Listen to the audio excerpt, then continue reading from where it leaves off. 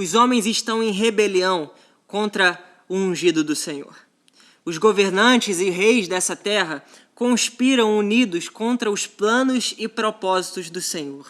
À medida que se aproxima a geração da volta de Jesus Cristo, essa rebelião aumentará. Mas numa mesma proporção, a palavra do Senhor será proclamada com mais intensidade. Quando se chegar no ápice, tanto da proclamação da palavra, quanto da rebelião dos homens, então a palavra do Senhor nos diz que Cristo voltará e governará os homens com justiça e retidão. Eu quero que você compreenda as implicações proféticas do Salmo capítulo 2 para as nossas vidas nos dias atuais. Vamos nos aprofundar nessa verdade, compreender os planos e propósitos do Senhor para a sua igreja nos dias de hoje.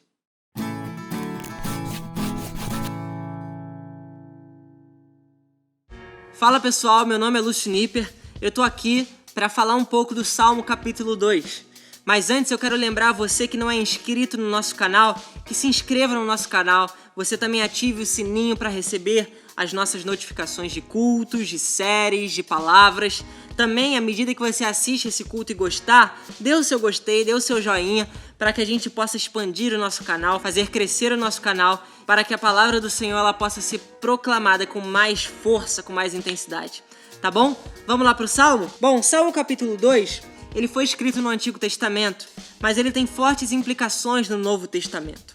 É interessante notar que o motivo pelo qual ele tem fortes implicações no Novo Testamento é que ele é um salmo messiânico. E o que isso quer dizer? Que ele fala a respeito do Messias que haveria de vir.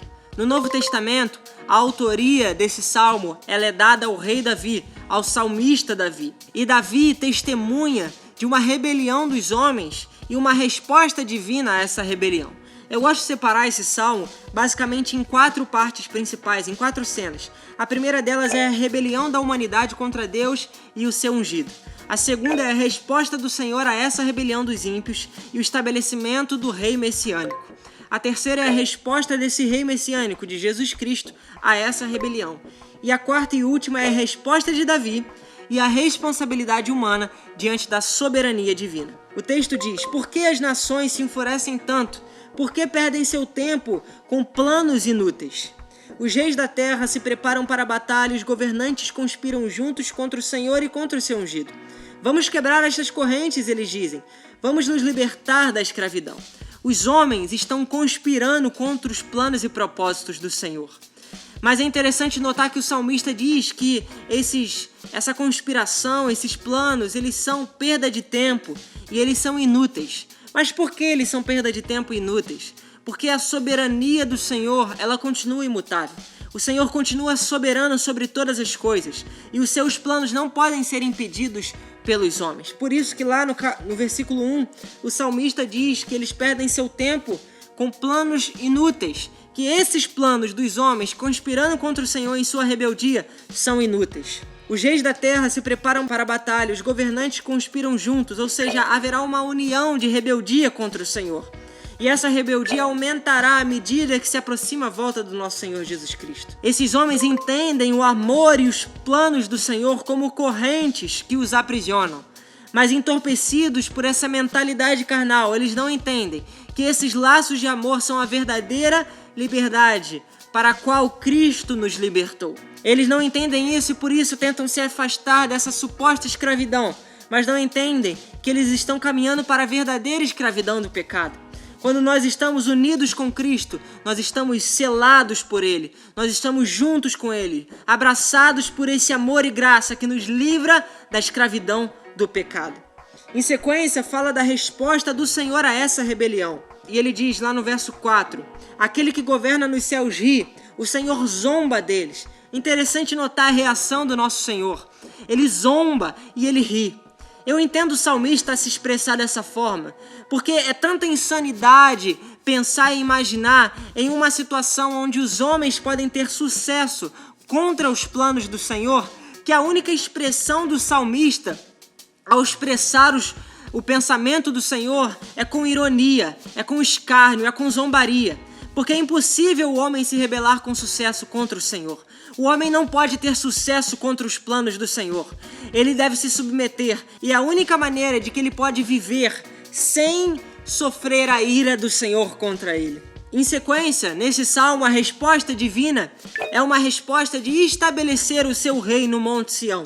O verso 5 e 6 diz assim: então em sua ira ele os repreende e com sua fúria os aterroriza. O verso 6 diz: estabeleci meu rei no trono em Sião, em meu santo monte. A resposta do Senhor é estabelecer Jesus como rei sobre todas as coisas. A resposta do Senhor é estabelecer Jesus Cristo para governar no seu monte em Sião, na nova Jerusalém, no novo céu e na nova terra. A terceira parte desse salmo fala sobre o governo divino e a resposta de Jesus a essa rebelião. O texto diz, no verso 7, o rei proclama o decreto do Senhor. É interessante notar os três sujeitos desse verso, tanto o rei quanto o Senhor, quanto aquele que testemunha o que está acontecendo. O rei é Jesus Cristo, o Senhor é Deus Pai e aquele que testemunha é Davi, que escreveu esse salmo. Então o rei nós podemos entender como Jesus Cristo e Senhor como Deus Pai. Por isso podemos trocar e dizer: Jesus Cristo proclama o decreto do Senhor, o Deus Pai.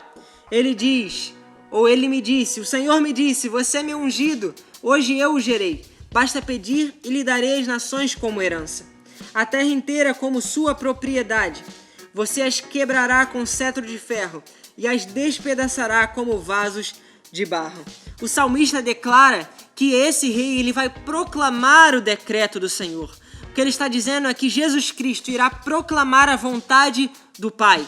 Ele dirá a vontade do Pai. Por isso ele diz, o decreto do Senhor, o Senhor me disse, esse é o decreto do Senhor, você é meu filho.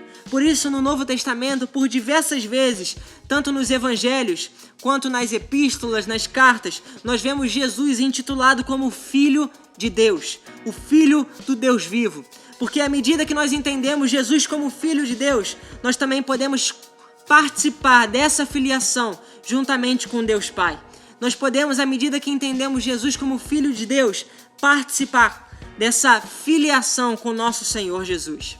Quando essa mensagem de Jesus Cristo como Filho de Deus ela é deturpada, a mensagem de que o seu Espírito seria liberado para que possamos ser adotados como filhos também é deturpada.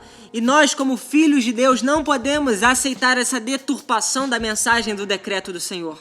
Não podemos aceitar que os homens, conspirando contra o Senhor, impeçam que essas verdades elas sejam proclamadas.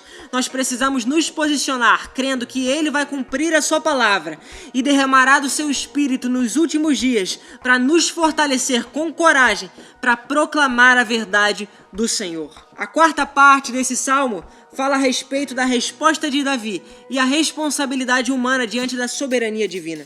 No verso 10 diz, portanto, reis, sejam prudentes, aceitem a advertência, governantes da terra.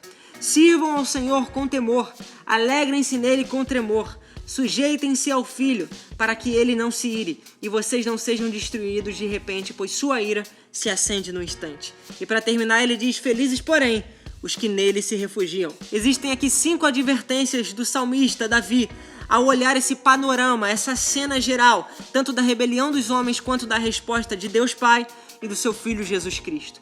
Ele diz primeiro, sejam prudentes. O que ele está dizendo é que os homens devem agir de modo cauteloso, em submissão, agir em devoção sincera, com sabedoria diante dos planos do Senhor. Em sequência ele diz, aceitem a advertência.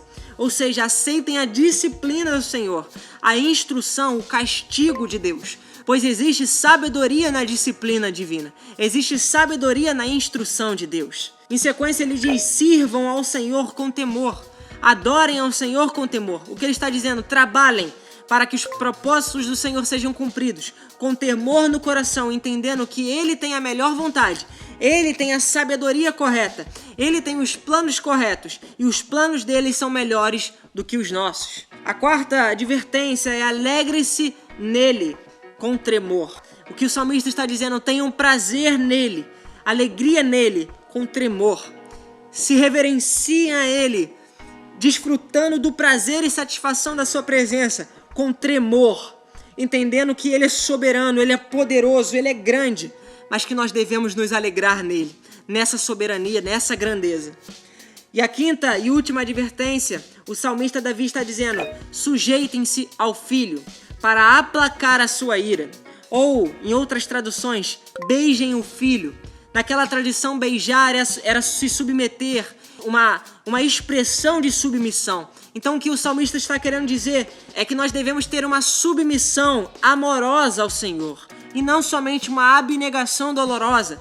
Não dizer não somente com desprazer, mas dizer não e sim com prazer. Submeter aos planos e propósitos do Senhor. Submissão ao Senhor. É para isso que o salmista está nos alertando, nos advertindo, para que possamos ser submissos ao Senhor.